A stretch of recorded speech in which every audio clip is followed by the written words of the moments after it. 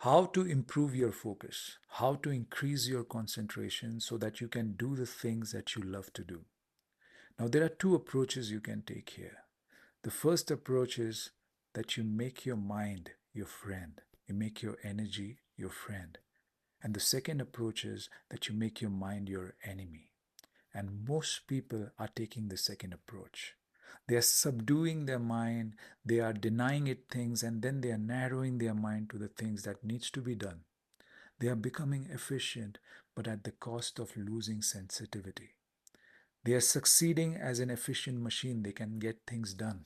But a large part of them, the human part of them, is not sensitive anymore. It doesn't feel alive, it doesn't feel fulfilled. So we don't have to go this way. We make our mind our friend, our energy our friend, and then slowly refine its capacity to focus. Consider you are sitting in a flight on a window seat.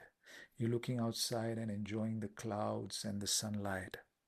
And then you look straight, you see the cabin crew coming towards you with the meals and drinks. They are a few rows away from you, but your entire system is concentrated now. Your mind is there. Even if you're talking to someone, your mind knows that the food is coming because you are hungry. You did not eat at the airport. Such a kind of focus requires no effort on your part because your mind knows it is going to get fulfillment, it is going to get pleasure. Your body needs the food. When you're looking at an attractive person, you don't need to try to focus. Your entire being is focusing there. When you're listening to music that you like, you're not distracted, you're totally into the music. So we have to begin from things which we really enjoy. In childhood, when my dad's sister used to visit us and we used to sit for lunch, she used to not talk during lunch, she used to remain silent. And I used to try to talk to her to tease her, but she would never talk.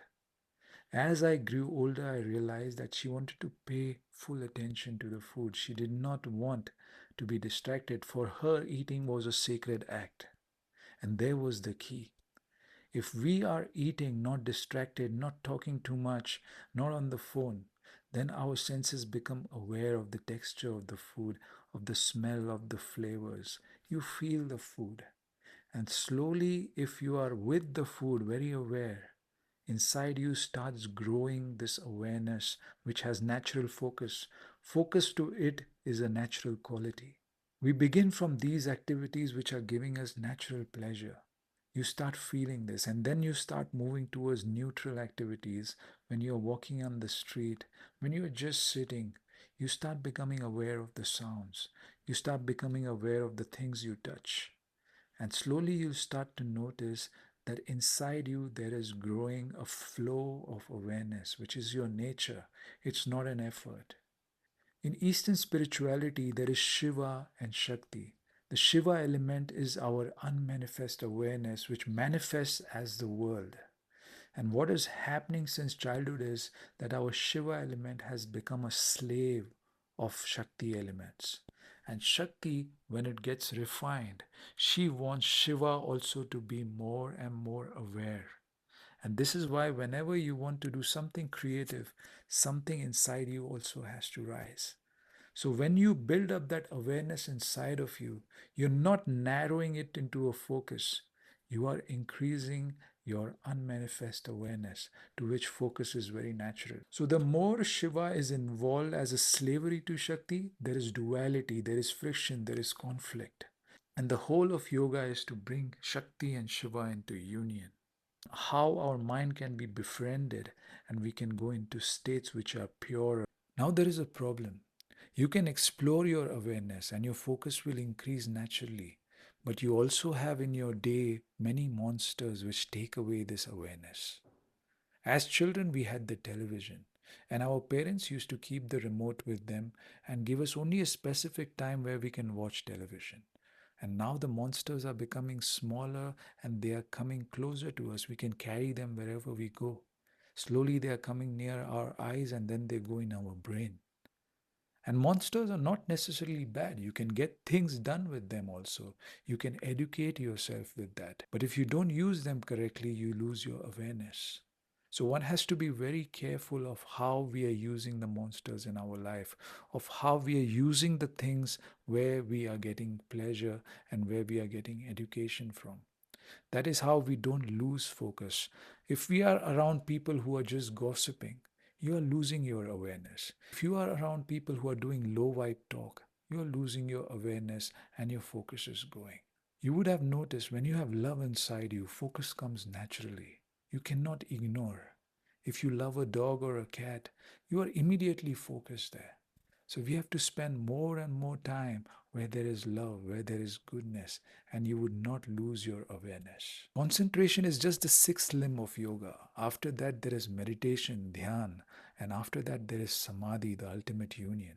What we are talking about here is not mere concentration to make you efficient, but to go towards dhyan and then towards samadhi where you can be blissful. How does one go towards meditation and then samadhi? Just during your daily life, as you are increasing your awareness in daily activities, spend some time in nature. And don't try to pay attention to a particular thing. Attention is natural to you. Let your mind go wherever it wants. And slowly there will be a state inside of you which is aware yet not narrowed. You will hear the bird. You can look at somebody talking. You can look at a stream flowing. You can look at the mountains. And everything is being reflected in your awareness. As you slowly become rooted in this relaxed attention, focus will be natural to you. And now you will discover that you can focus on a lot of things at once. You can see that this system can do a lot of things, and at the same time, you can be relaxed in your awareness. This, going back to the seat of awareness, is samadhi. Now, there is not a distinction between you and the world. Both have come together. Shiva and Shakti have come together. You will be easily able to do things in your life which require focus, but at the same time, you will be in the unmanifest. You will be in the seat of Shiva. That is the ultimate bliss. Now you are not caught in the duality. You are seated in awareness. Slowly, as you keep on exploring this awareness, you can do wonderful things. You will see creativity is increasing, your physical energy is increasing, and everything in your life will slowly start pulling you towards the state of bliss, towards samadhi.